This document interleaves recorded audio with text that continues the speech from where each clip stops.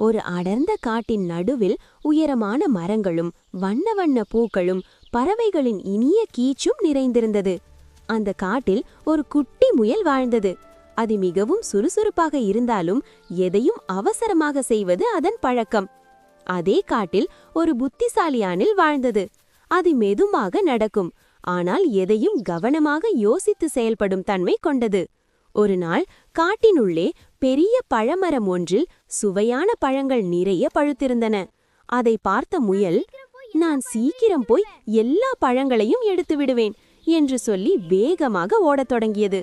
அப்போது அணில், அவசரப்படாதே, பாதையை கவனமாக பார் என்று எச்சரித்தது. ஆனால் முயல் கேட்கவில்லை.